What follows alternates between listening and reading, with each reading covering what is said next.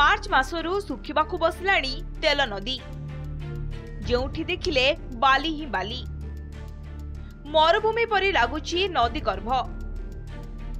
बौद्ध जिला कंटामाल ब्लॉक घंटापड़ा ठारू मनमुंडा पर्यंत प्रायतः 50 किमी धरी कुळुकुळु होई बहि जाउतबा तेल नदी एबे सुखिबाकु बसलाणी।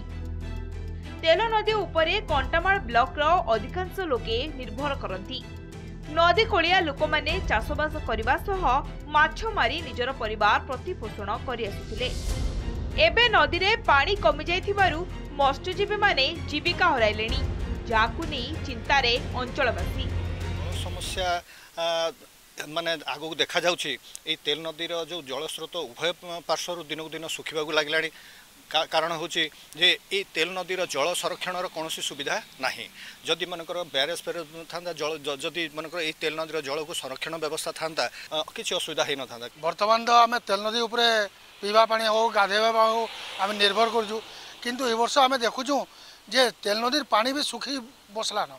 आउ जदि एब्रो सुखी जावा तो नदी कूल थी भी आम शोषे रहमु।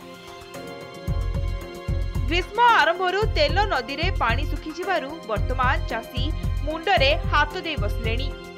आगको केमिति चाष करिवे से नै चिंतारे चाषी। जदि नदी रे एभली पानी सुखिबा जारी रहे ताहाले आगामी दिन रे पानीय जल संकट उत्कट रूप धारण करिबो बोली आशंका देखा देछि।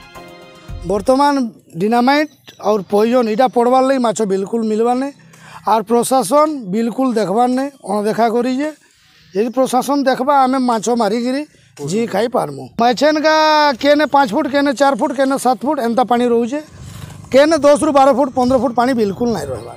तेल नदी रे ब्यारेज निर्माण करा जाई जल संरक्षण पई व्यवस्था करिबाकू दाबी करिसेंती स्थानीय लोके। ग्रीष्म आरंभरू जल कष्ट सुखिला पड़िलानी कंटामाल जीवन रेखा तेल नदी। एवं शुष्क अवस्था गाधोइबाठार पीवा पानी एवं चाषरे सहायक तेल नदी एवं शुष्क अवस्था। तेबे तेल नदी को देखिले लगे कंटामाल अंचलवासी निश्चित भाव में जल कष्ट भोगे। एथर कंटामाल सुशांत कुमार साहू, नंदीघोष टीवी।